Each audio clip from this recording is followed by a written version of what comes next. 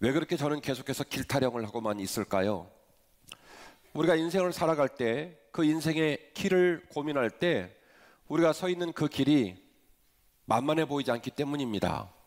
혹은 여전히 그 길을 걷겠노라고 작정을 하고 있긴 하지만 그 길을 걸어낼 수 있는 그 길에 대한 가능성이 희박하거나 또 심지어는 길이 보이지 않는 상황에 놓여 있기 때문에 그렇습니다.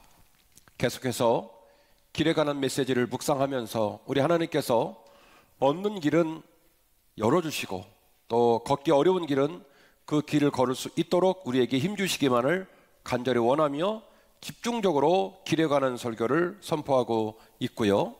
특별히 제가 한빛교회 담임 목사로서 막중한 책임과 사명을 갖고 있는 것은 우리 성도들에게 그 길을 보여주고 그 길을 걸을 수 있도록 격려해야 되는 일이 저의 사명이기 때문에 계속해서 길에 관한 집중된 말씀을 선포하고 있는 중입니다.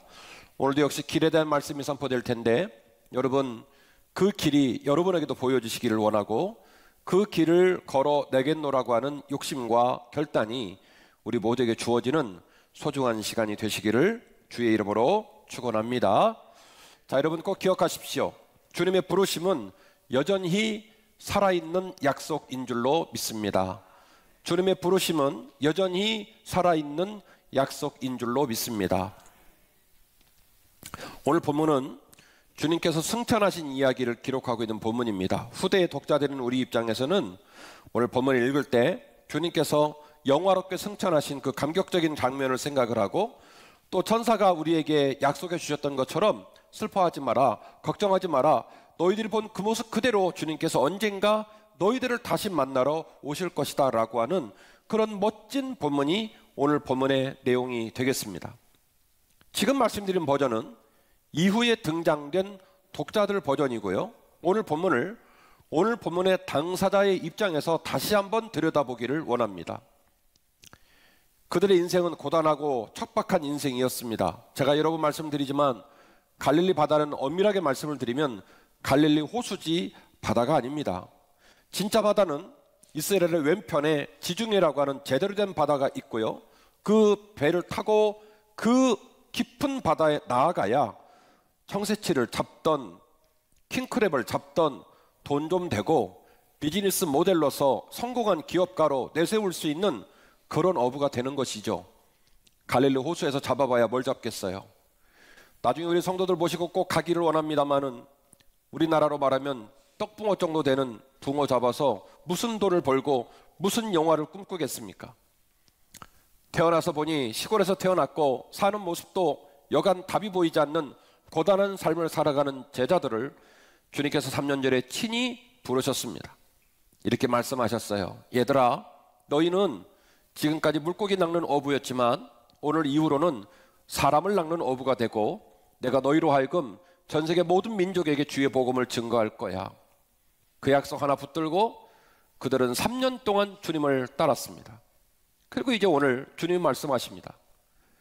내가 할 일 다 했으니까 나는 간다.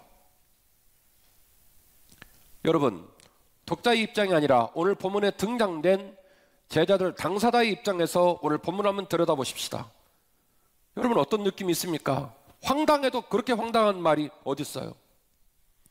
지난 3년간 버티고 또 버티고 오늘 이 역사의 폭판까지 주님을 따랐는데 그분께서 제자들만 놔두고 간다는 거예요. 예수님의 제자도의 시간들을 많은 신학자들은 여러 가지 해석을 가지고 주장하지만 설교자인 제 눈에는 제자들이 어떻게 3년을 버틸 수 있었느냐, 제자들이 어떻게 3년을 따라올 수 있었느냐는 답은 제 눈에는 명백하게 보입니다. 그것은 예수님 때문이에요. 어쨌든 예수님이 그들과 함께 계셨거든요. 라면을 끓여 먹던 칠첩반상을 먹던 어쨌든 주님이 그들과 함께 하셨거든요. 같이 잡숫고 같이 일하고 같이 잠자고 같이 사역했거든요. 신학자들의 입장 속에서 여러 가지 결로 예수님의 제자도를 말할 수 있겠지만 설교자인 제 눈에는 답은 하나밖에 없어요. 어쨌든 주님이 그들과 함께 계셨기에 그들은 버틸 수 있었던 거예요. 그런데 그 주님께서 생태 같은 제자들을 놔두고 자기는 간다는 거예요. 얼마나 황당하고 얼마나 분하고 얼마나 낙담되었을까. 그런데 주님께서는 뜻밖의 이야기를 해요. 나는 비록 가지만 너희들 내가 말한 대로 예루살렘 떠나지 말고 여기 있어. 그러면 비록 내가 너희들을 떠나서 너희들 겁이 나고 두렵겠지만 실제로 여러분 이후의 본문을 보십시오. 스데반 집사가 돌에 맞아 죽습니다. 제자들은 옥에 갇힙니다. 수많은 핍박과 겁박들이 이루어집니다. 그런 위기의 폭발에선 제자들에게 겁이 나고 두렵고 걱정이 되겠지만 그러나 내가 너희들에게 약속한 그 성령이 오기까지 너희들은 예루살렘을 떠나지 말거라. 이 이야기를 해주십니다. 여러분 생각해 보셨나요? 신뢰라는 말, 그 사람을 신뢰한다는 말이 뭘까요? 누군가를 신뢰한다, 그 말이 뭘까요? 그것은 그 사람의 말을 신뢰하는 거예요. 그 사람 말을 믿어주는 거예요. 유시칼로 말하면 그 사람의 약속을 믿어주는 거예요. 그게 신뢰예요. 3년 만에 배신을 당했습니다. 제자들은 지금 위기 상황에 놓여 있습니다. 까딱 잘못하다가 죽을 수 있습니다. 그런데 선생님은 말합니다. 나 비록 떠나지만 내가 너희들을 위해 더 좋은 집을 예비하러 가고 언젠가 너를 다시 만나러 오기 때문에 너희들 내 약속을 따라 내 말을 믿고 예루살렘을 떠나지 말거라. 그리고 말이다, 너희들이 길이 안 보이지만, 너희들이 막막하게 생각이 되지만 너희들이 충분히 그 길을 걸을 수 있도록 내가 약속한 성령을 보낼 거야. 걱정하지 말고 내 말을 믿고 그 자리에 있거라. 할렐루야. 신뢰가 뭐라고요? 그 사람의 말을 믿는 거예요. 유시칼론 말로 말씀을 드리면 그분의 약속을 믿어주는 거예요. 사도들과 함께 모이사 그들에게 분부하여 이르시되 예루살렘을 떠나지 말고 내게서 들은 바 아버지께서 약속하신 것을 기다리라. 이게 뭐냐면 주님의 말이었어요.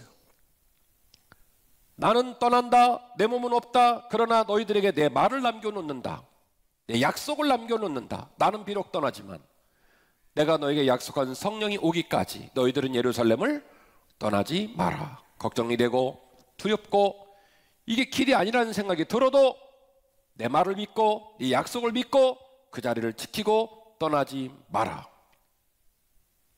천만 다행인 건 제자들이 주님을 신뢰했어요.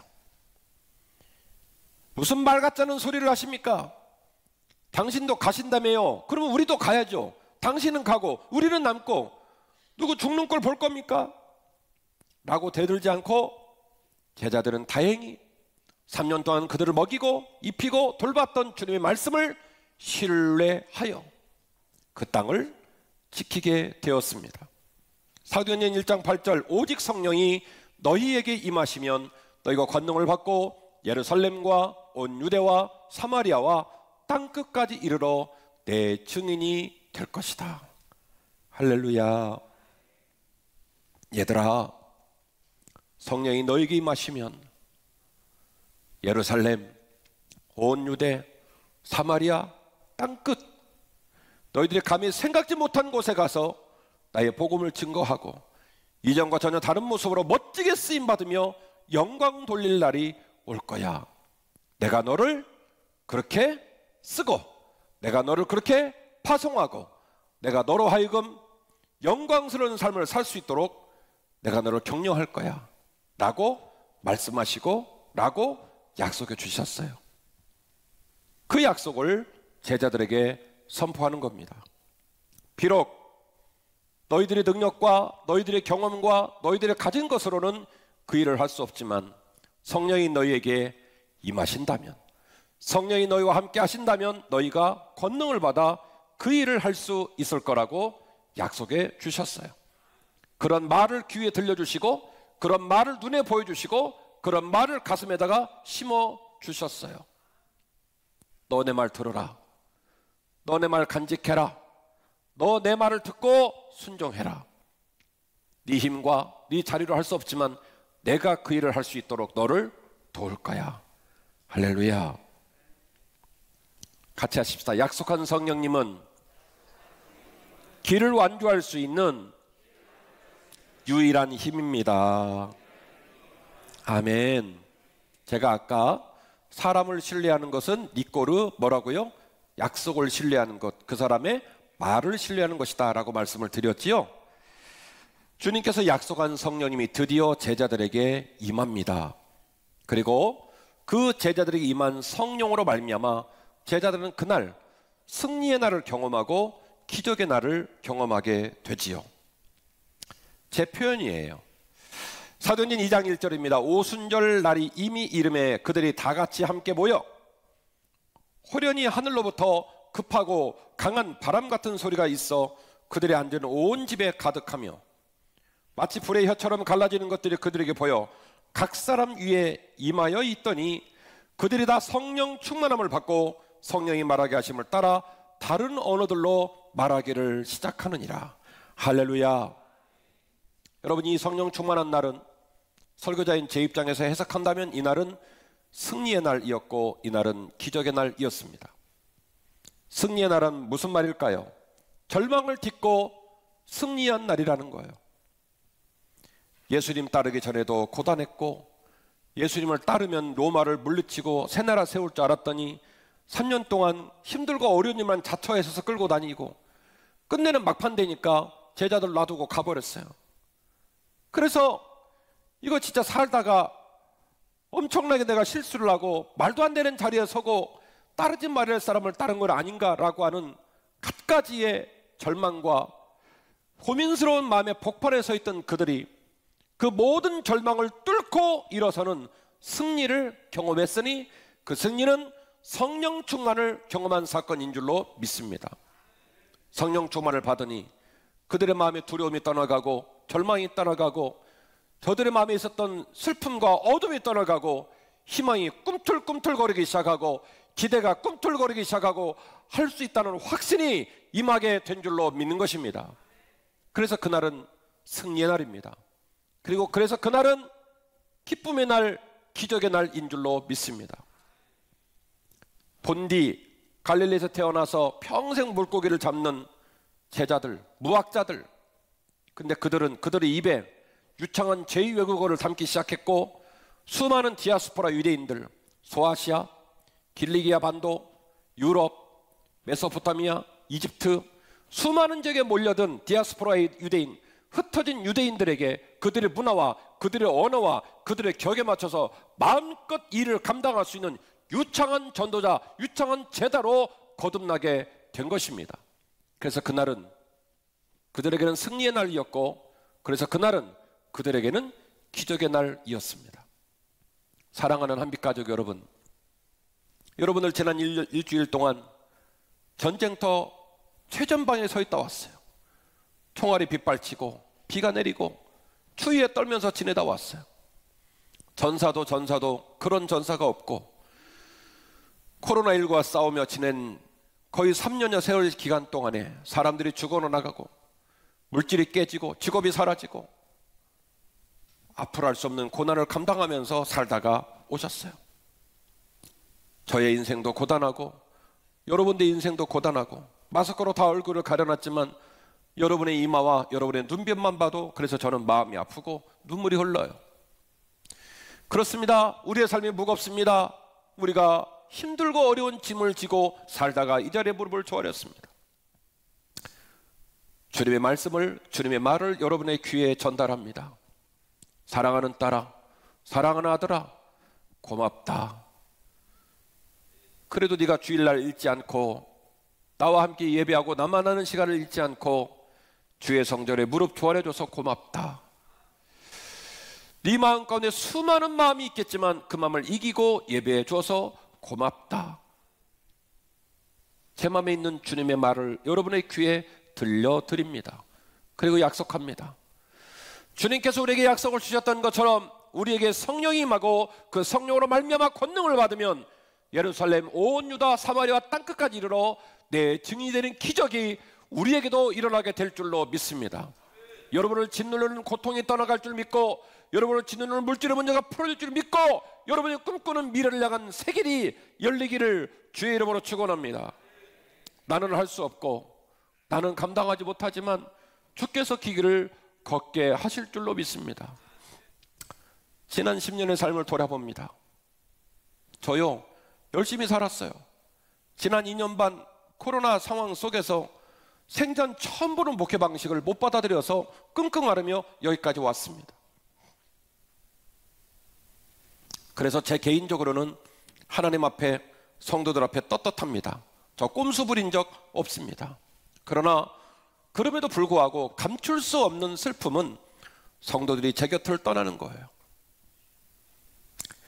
성도들이 제 곁을 떠나면 아무렇지도 않은 척하고 어떻게든지 그 감정을 들키지 않으려고 노력을 하고 또 제 스스로 자위를 한다든지 옆에서 설명을 할 때도 그만한 이유와 명분을 말해주면서 목사님이 힘을 내라고 말씀을 하십니다. 근데요, 성도들이 제 곁을 떠나는 것은 어떤 말로도 위로가 안 되는 깊은 상처예요. 돈 없는 거 괜찮습니다. 몸이 좀 아픈 것도 그만합니다. 그런데 목사 입장에서는 성도가 목사를 떠나는 것 이상의 깊은 상처는 없어요. 생각을 합니다. 정부가 이제는 좀 괜찮아졌으니까 다 제자리로 돌아가라고. 그리고 성도들이 생각할 때도 이제는 전화 와도 목사님 전화 내가 좀 받아야 되지? 이때쯤 되면 제가 전부 다 전수 전화를 하고 묻지도 따지지도 않고 사과할 거예요. 어떤 명분, 어떤 원리, 어떤 인과적 관계 말하지 않을 거예요. 미안하다고, 너무 미안하다고. 집사님, 권사님 원래 있던 자리 돌아오시고 지켜달라고, 사정을 해서라도 성도들을 모시고 와야 되겠다, 이런 생각을 하면서 목회를 해요. 손바닥으로 하늘이 가려집니까? 보이던 분이 안 보이고 들려오는 소식이 그분이 교회를 떠나기로 마음을 먹었다라고 얘기를 하면 저녁에 잠이 안 와요. 침대에 누워 있어도 내가 담임 목사 자격이 있나? 이런 생각이 들고 마음이 너무너무 아파요. 그래서 힘겨운 마음이 들 때가 한두 번이 아닙니다.